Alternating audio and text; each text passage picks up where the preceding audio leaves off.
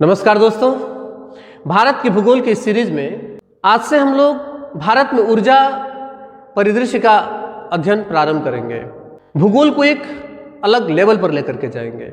भारत के भूगोल की दृष्टि से और आपके प्रत्येक प्रतियोगी परीक्षा की दृष्टि से मुख्यतः यूपीएससी तथा यूपीपीएससी, इसके अलावा एसएससी सीजीएल की जो प्रतियोगी परीक्षाएं हैं, उन सभी परीक्षाओं की दृष्टि से ये टॉपिक बहुत महत्वपूर्ण है। परंतु आज जिस स्तर पर परीक्षाएं हो रही हैं, अगर उसको ध्यान में रखा जाए तो राज्य स्तरीय सभी परीक्षाएं, चाहे वो पुलिस की परीक्षा हो, एसआई हो, बीडीओ, समीक्षा अधिकारी या यूपीटीपीएससी के अंतर्गत कराए जाने वाला या किसी भी राज्य स्तरीय परीक्षा के दृष्टि से ये जो टॉपिक है बहुत महत्वपूर्ण हो गया है। ये महत्वपूर्ण इसलिए भी हो जाता है क्योंकि इसके आंकड़े दिन प्रतिदिन बदलते जा रहे हैं। ऊर्जा पूरे विश्व की एक प्रमुख समस्या है और प्रत्येक देश, विश्व का प्रत्येक देश इस पर बहुत बेहतर तरीके से काम कर रहा है। इसमें नए नए खोज, ऊर्जा की जो रिसोर्सेस हैं, ऊर्जा के जो स्रोत हैं, उनको बढ़ावा देने का कार्य प्रत्येक देश अपने अपने स्तर पर बहुत तेजी से कर रहा है। यही कारण है कि वैश्विक स्तर पर भी और उसके साथ साथ भारत में भी इसके आंकड़े बहुत तेजी से बदल रहे हैं। ऊर्जा उत्पादन की दृष्टि से वैश्विक आधार पर भारत की जो स्थिति रही है, 2017 में 5वें स्थान पर रहा है, लेकिन आज 2023 में ये तीसरे स्थान पर आ चुका है। अर्थात भारत बहुत तेजी से ऊर्जा उत्पादन तथा ऊर्जा की स्थापित क्षमता को बढ़ाने के लिए लगातार काम कर रहा है। इसलिए इसके आंकड़े बहुत तेजी से बदल रहे हैं और इसी वजह से आपके आने वाले प्रत्येक प्रतियोगी परीक्षा की दृष्टि से ये टॉपिक बहुत महत्वपूर्ण होने वाला है। आज हम लोग भारत में ऊर्जा परिदृश्य का बेसिक अध्ययन करेंगे, इस पर समझ विकसित करेंगे और उसके बाद आगे इसमें हम लोग इसके जो विभिन्न स्रोत हैं उस पर और भारत में इसकी बदलती हुई जो स्थिति है, इन सभी विषयों पर हम लोग विस्तृत तौर पर चर्चा करेंगे। जो भारत के भूगोल को बहुत बेहतर तरीके से समझना चाहते हैं तथा जो बदलते हुए आंकड़ों पर नज़र रखते हैं, उनके लिए ये क्लास बहुत कारगर और बहुत महत्वपूर्ण होने वाली है। आप प्रत्येक छात्रों से मेरा अनुरोध है कि इन बदलते हुए आंकड़ों पर आपकी नज़र होनी चाहिए। आइए प्रारंभ करते हैं आज की क्लास। भारत में ऊर्जा परिदृश्य में भारत 1844 टेरावाट विद्युत उत्पादन के साथ अमेरिका और चीन के बाद दुनिया का तीसरा सबसे बड़ा विद्युत उत्पादक और उपभोक्ता देश बन जाता है। विश्व का सबसे बड़ा विद्युत उत्पादक और उपभोक्ता देश जो है वो अमेरिका है। ये 2017 के आंकड़ों में भी यही पहले स्थान पर था और आज 2023 के आंकड़ों के हिसाब से भी ये पहले स्थान पर है। लेकिन भारत की स्थिति बहुत तेजी से इसमें बदली है। भारत सरकार ने 2017 से लेकर के और 2023 तक इसने बहुत तेजी से विकास किया है। 2017 में इस स्तर पर अर्थात विद्युत उत्पादन में 5वें स्थान पर था, लेकिन आज ये तीसरे स्थान पर है। पहले स्थान पर अमेरिका और दूसरे स्थान पर चीन आता है। अगला पॉइंट है कि 31 मार्च 2022 तक भारत की विद्युत स्थापित क्षमता जो रही है वो 482.232 गीगावाट है। अब यह स्थापित क्षमता क्या है?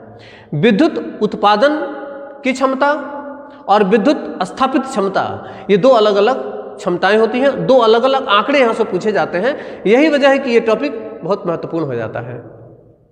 विद्युत स्थापित क्षमता का मतलब होता है कि कोई राज्य या कोई देश, उसमें कुल विद्युत उत्पादन करने की क्षमता कितनी है, कुल विद्युत उत्पादन करने की क्षमता कितनी भी है, किसी भी माध्यम से, चाहे वो तापीय विद्युत हो या फिर वो सोलर एनर्जी हो या फिर वो हाइड्रो एनर्जी हो, किसी भी तरीके से जो उसकी कुल उत्पादन की क्षमता है उसको विद्युत स्थापित क्षमता कहते हैं। लेकिन उत्पादन क्षमता का तात्पर्य होता है कि वो कितना उत्पादन कर रहा है। जैसे अगर उदाहरण के तौर पर देखा जाए तो राजस्थान भारत में सबसे अधिक जो तापीय ऊर्जा है उसका उत्पादन करता है। तापीय ऊर्जा अर्थात तापीय ऊर्जा का तात्पर्य होता है कोयले से उत्पन्न होने वाली ऊर्जा, अर्थात जिस ऊर्जा को उत्पादित करने के लिए कोयले की आवश्यकता पड़ती है। तो तापीय जो ऊर्जा है इसके उत्पादन की दृष्टि से राजस्थान जो है वो पहले स्थान पर आता है। लेकिन राजस्थान में कोयला नहीं होता है, वहां पर लगभग 30 से ज्यादा जो तापीय विद्युत संयंत्र है वो लगाए गए हैं और वो बहुत व्यापक पैमाने पर अर्थात सबसे अधिक तापीय विद्युत उत्पादन की क्षमता रखता है। लेकिन कोयले की खपत जो वहां पर होती है वो अन्य दूसरे राज्यों से मंगाया जाता है। राजस्थान में कोयले का उत्पादन नहीं होता है, अर्थात राजस्थान में जो तापीय विद्युत उत्पादन किया जा रहा है उसके लिए जो उपयोग होने वाला कोयला है वो दूसरे राज्यों से आता है। यदि दूसरे राज्यों से जो कोयला राजस्थान को भेजा जा रहा है अगर उसमें कमी आती है तो राजस्थान के विद्युत उत्पादन में भी कमी आएगी। अर्थात 30 जो प्लांट्स हैं, जो संयंत्र केंद्र हैं, उससे जो विद्युत उत्पादन करने की उसकी क्षमता होगी, जो कुल उसकी क्षमता होगी वो उसका विद्युत स्थापित क्षमता कहलाएगा। लेकिन वर्तमान में जो वो उत्पादित कर रहा है, जो विद्युत उत्पादित कर रहा है वो उसका उत्पादन क्षमता होगा। ये देश के लिए भी लागू होता है। तो इस दृष्टि से अगर देखा जाए तो 31 मार्च 2022 के आंकड़ों के हिसाब से भारत की विद्युत स्थापित क्षमता जो है वो 482.232 गीगावाट है। भारत के कुल विद्युत खपत क्षेत्र की अगर हम बात करें, अर्थात भारत में जो कुल विद्युत का उत्पादन हो रहा है उसका कितना प्रतिशत किस क्षेत्र में उपयोग किया जा रहा है, इस दृष्टि से अगर देखा जाए तो पहले स्थान पर आता है औद्योगिक क्षेत्र।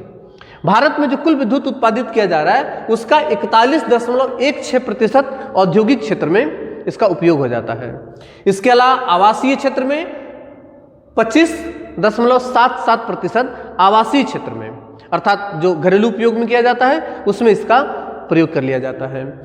तीसरे स्थान पर कृषि आता है, 17.67% कृषि कार्यों में कुल विद्युत का उपयोग कर लिया जाता है। इसके अलावा व्यवसायिक क्षेत्र में 8.29% और संकर्षण क्षेत्र में 1.53% विद्युत का उपयोग कर लिया जाता है। ये बहुत महत्वपूर्ण आंकड़े हैं। ये भी 2017 में अलग थे, अर्थात 2017 में कृषि क्षेत्र जो है इसमें जो उपयोग किया जा रहा था ये आवासीय क्षेत्र से ज्यादा था, अर्थात ये दूसरे स्थान पर था। लेकिन वर्तमान आंकड़ों के हिसाब से जो आवासीय विद्युत है ये इस समय ज्यादा उपयोग किया जा रहा है और कृषि जो है ये तीसरे स्थान पर इस समय आता है। तो ये आंकड़े भी लगातार बदलते रहते हैं, इसलिए आप इसे ठीक तरीके से वर्तमान दृष्टि से नोट कर लेंगे। भारत में जो सबसे पहले विद्युत का उत्पादन किया गया था, भारत में सबसे पहले विद्युत आपूर्ति अर्थात उत्पादन और आपूर्ति जो किया गया था वो 1897 में किया गया था। 1897 में दार्जिलिंग में किया गया था। सवाल कई बार पूछा गया है, इसलिए आप इसे ठीक तरीके से नोट कर लेंगे। 1897 में दार्जिलिंग में भारत में पहली बार विद्युत की आपूर्ति की गई थी, अर्थात वहां पर विद्युत का उपयोग किया गया था।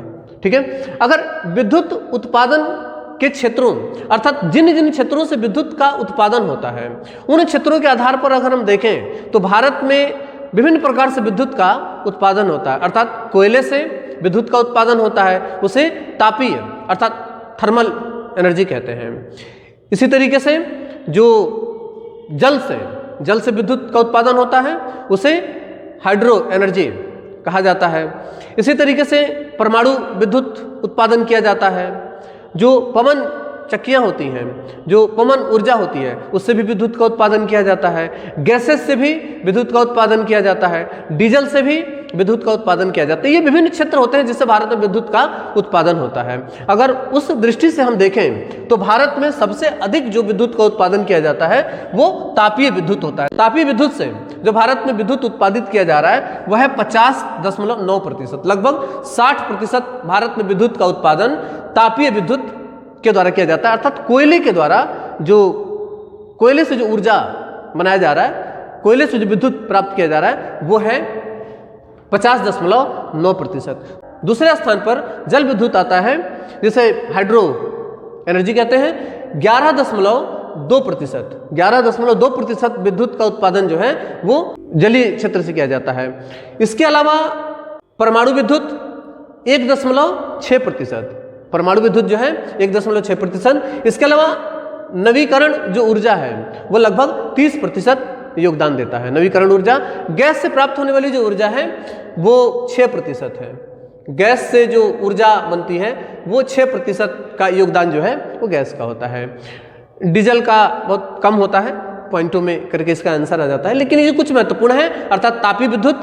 तापीय विद्युत जो है ये सबसे अधिक, भारत में सबसे अधिक विद्युत का उत्पादन तापीय विद्युत के द्वारा ही किया जाता है। भारत सरकार इस समय सबसे अधिक जिस पर जोर दे रही है वह है सौर ऊर्जा, और सौर ऊर्जा नवीकरण ऊर्जा के अंतर्गत आता है। सौर ऊर्जा नवीकरण ऊर्जा के अंतर्गत आता है। इस पर भारत सरकार जो है सबसे अधिक जोर दे रही है। पैनल लगाने के लिए सब्सिडी भी दी जाती है भारत सरकार के द्वारा। भारत सरकार पवन ऊर्जा, दक्षिण भारत के क्षेत्रों में पवन ऊर्जा पर बहुत अधिक जोर दिया जाता है, और बाकी अन्य क्षेत्रों में जो सौर ऊर्जा है उस पर अधिक ध्यान सरकार के द्वारा दिया जा रहा है। अगर हम कुछ महत्वपूर्ण आंकड़ों की बात करें, राज्य स्तरीय आंकड़ों की, तो उसे मैंने यहाँ पर आपके सुविधा की दृष्टि से नोट कर दिया है। सर्वाधिक विद्युत स्थापित क्षमता वाला जो राज्य है, सर्वाधिक विद्युत स्थापित क्षमता, अभी मैंने थोड़ी देर पहले स्थापित क्षमता और विद्युत उत्पादन क्षमता दोनों पर हमने बात की थी। स्थापित क्षमता का तात्पर्य होता है कि वह राज्य कितना विद्युत का उत्पादन कर सकता है, और उत्पादन का मतलब होता है कितना कर रहा है। ठीक है, तो स्थापित क्षमता के हिसाब से अगर देखा जाए तो पहले स्थान पर आता है महाराष्ट्र। ठीक है, अगला है सर्वाधिक विद्युत उत्पादन करने वाला जो राज्य है, उस दृष्टि से भी महाराष्ट्र का ही पहला स्थान है। ठीक है, अगला है कि सर्वाधिक ताप विद्युत स्थापित क्षमता वाला राज्य, किस दृष्टि से? ताप विद्युत की यहां पर बात की जा रही है। ठीक है ना, सर्वाधिक ताप विद्युत स्थापित क्षमता वाला जो राज्य है वो भी महाराष्ट्र है। सर्वाधिक ताप विद्युत उत्पादित करने वाला जो राज्य है वो भी महाराष्ट्र ही है। सर्वाधिक जल विद्युत स्थापित क्षमता वाला राज्य, सर्वाधिक जल विद्युत स्थापित क्षमता वाला जो राज्य है वो आंध्र प्रदेश है। लेकिन सर्वाधिक जल विद्युत उत्पादन करने वाला जो राज्य है वो हिमाचल प्रदेश है। ये बहुत महत्वपूर्ण है, ये आंकड़े बहुत महत्वपूर्ण बनते हैं, यहाँ से पूछा जाता है सवाल। ठीक है ना, सर्वाधिक जल विद्युत स्थापित क्षमता करने वाला जो राज्य है वो आंध्र प्रदेश है, लेकिन उत्पादित करने वाला जो राज्य होगा वो हिमाचल प्रदेश होगा। ठीक है, अगला है सर्वाधिक सौर विद्युत उत्पादन करने वाला जो राज्य है वो गुजरात है। सर्वाधिक सौर विद्युत उत्पादन करने वाला राज्य गुजरात है। इसके अलावा सर्वाधिक पवन विद्युत उत्पादन करने वाला जो राज्य है वो तमिलनाडु है। ठीक है, तमिलनाडु। दक्षिण भारत में चूंकि वायु दाब कम होता है इसलिए हवाएं वहां पर तेज चलती हैं। यही कारण है कि जो पवन ऊर्जा है, जो विंड एनर्जी है, वो मुख्यतः दक्षिण भारत में ही सबसे अधिक होता है। तो तमिलनाडु पवन ऊर्जा, पवन विद्युत उत्पादन करने में पहला स्थान रखता है। इसके अलावा सर्वाधिक नाभिकीय ऊर्जा क्षमता वाला जो राज्य है, सर्वाधिक नाभिकीय ऊर्जा, उसमें भी पहला स्थान जो है वो तमिलनाडु का ही आता है। इसके अलावा 100% ग्रामीण विद्युतीकरण करने वाला राज्य, 100% अर्थात ऐसा राज्य जिसने अपने सभी गांवों में बिजली पहुंचा दिया है। तो सभी राज्यों में बिजली पहुंचा देने वाला जो राज्य है वह है हरियाणा। लेकिन अगर इसे एक दूसरे आंकड़े के हिसाब से देखा जाए, इसकी संख्या के आधार पर सर्वाधिक ग्रामीण विद्युतीकरण करने वाला राज्य, चूंकि उत्तर प्रदेश एक बहुत बड़ा राज्य हो जाता है हरियाणा की अपेक्षा, हरियाणा में गांवों की संख्या उत्तर प्रदेश के गांव की संख्या के आधार पर कम होती है। यही कारण है कि हरियाणा में 100% ग्रामीण विद्युतीकरण कर दिया गया है। लेकिन उत्तर प्रदेश में संख्या के आधार पर सर्वाधिक ग्रामीण विद्युतीकरण करने वाला जो राज्य है वह है उत्तर प्रदेश। ठीक है, अगला कि सर्वाधिक विद्युत की मांग एवं खपत करने वाला जो राज्य है वो महाराष्ट्र है, क्योंकि महाराष्ट्र में सबसे अधिक उद्योग है। यही कारण है कि वहां पर सबसे अधिक मांग भी है और सबसे अधिक जो खपत है वो भी महाराष्ट्र राज्य में ही होता है। भारत सरकार को जो ऊर्जा मंत्रालय है उसके अगर आंकड़ों को देखा जाए, उसके आंकड़ों के हिसाब से वर्ष 2019 तक विद्युत कवरेज का तात्पर्य होता है कि सरकार ने विद्युत जो पहुंचाया जा रहा है उपभोक्ताओं तक वो कितना पहुंचाया जा चुका है, कितने लोगों तक उसे पहुंचाया जा चुका है। कहाँ तक उसे पहुँचाया जा चुका है, उसको कहा जाता है विद्युत कवरेज। तो विद्युत कवरेज के आधार पर अगर देखा जाए तो भारत सरकार का कहना है कि 99.94% विद्युत कवरेज भारत में किया जा चुका है। अर्थात भारत में जो कुल भारत की अगर हम बात करें उसमें से 99.94% विद्युत की जो आपूर्ति है वो की जा रही है, अर्थात वहां तक विद्युत पहुंचाया जा चुका है। विद्युत की दरों को, जो विद्युत की दरें होती हैं उसके जो रेट होते हैं, तो विद्युत की जो दर है उसे मेगावाट, किलोवाट और वाट में दर्शाया जाता है। एक मेगावाट में 1000 किलोवाट होता है।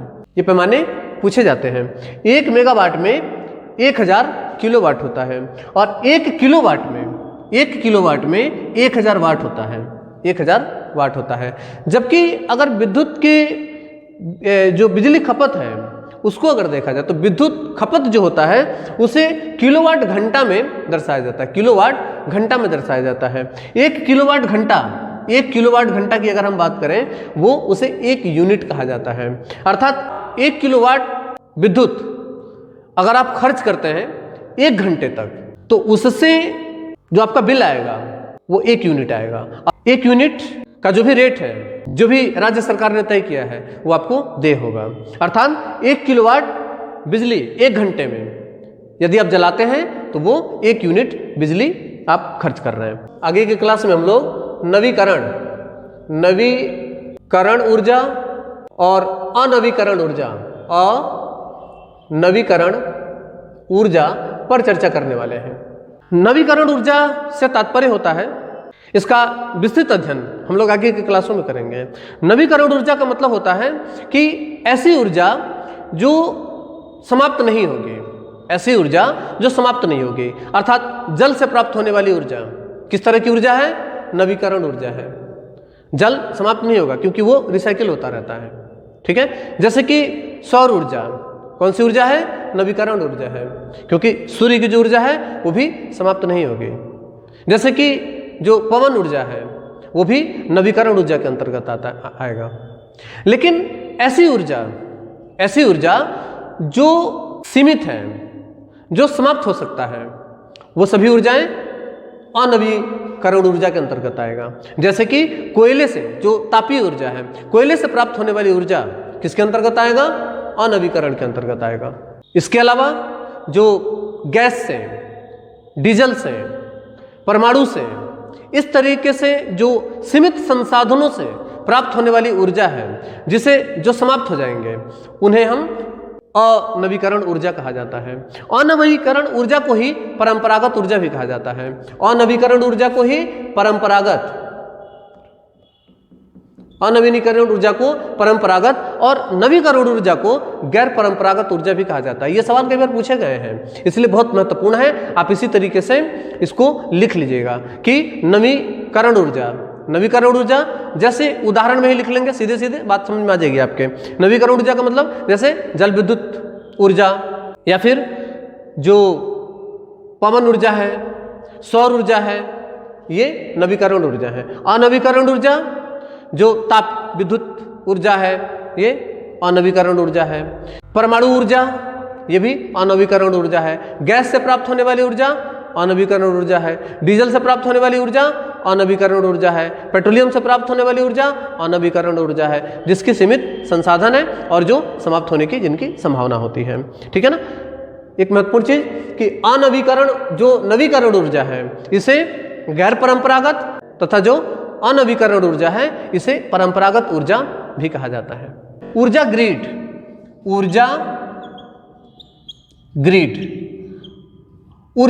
ग्रिड का तात्पर्य होता है कि यदि कोई देश अपने किसी सीमित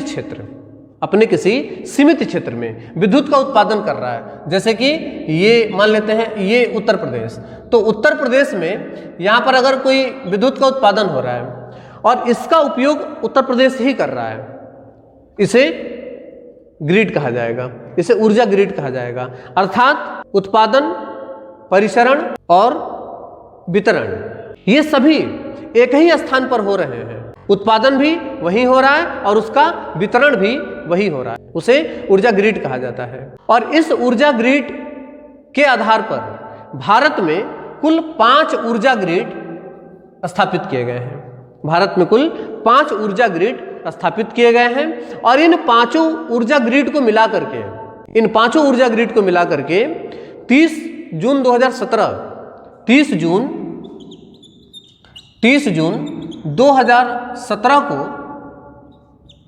2017 को राष्ट्रीय ऊर्जा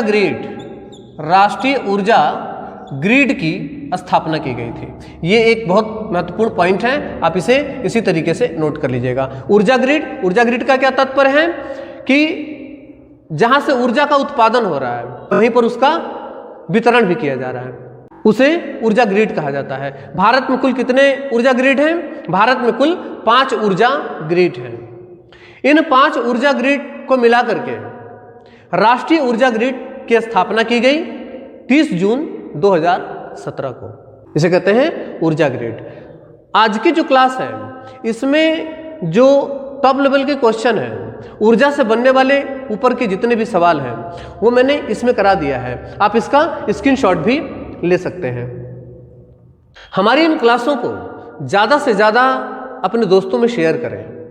मैं कभी आप लोगों को ये नहीं कहता हूँ, मुझे उम्मीद है कि आप लोग ये करते होंगे। ज़्यादा से ज़्यादा क्लासेस को शेयर करिए ताकि उन छात्रों को भी इससे लाभ प्राप्त हो सके जिनको इस तरीके के मटेरियल नहीं मिल पाते हैं। भारत में ऊर्जा की जो ये क्लास है, मेरा दावा है कि किसी भी किताब में संपूर्णता के साथ एक जगह ये प्राप्त नहीं होता है। और मेरा प्रयास है कि ऊर्जा से संबंधित कोई भी सवाल किसी भी परीक्षा में यदि बनता है तो एक भूगोल का विद्यार्थी होने के नाते मैं ये कहता हूँ और ये मैं दावा करता हूँ कि मेरा पूरा प्रयास रहेगा कि ऊर्जा यदि आप यहाँ पर उसका अध्ययन कर रहे हैं, मेरे द्वारा उसका अध्ययन कर रहे हैं, तो ऊर्जा से बनने वाला कोई भी सवाल किसी भी प्रतियोगी परीक्षा में इससे बाहर नहीं जाएगा और ना ही मैं इसे जाने दूंगा। इसकी बहुत ज़्यादा क्लासेज नहीं होंगे, 2-3 क्लासेस ही इसकी होने वाली हैं, लेकिन आंकड़ों से भरे होने के कारण यहाँ से सवाल बनने की संभावना बहुत ज़्यादा है। बहुत सारे आंकड़े हैं और बदलते हुए आंकड़े हैं, इसलिए बहुत ज़्यादा महत्वपूर्ण भी है। तो मिलते हैं अगली क्लास में, तब तक के लिए नमस्कार, धन्यवाद, जय हिंद।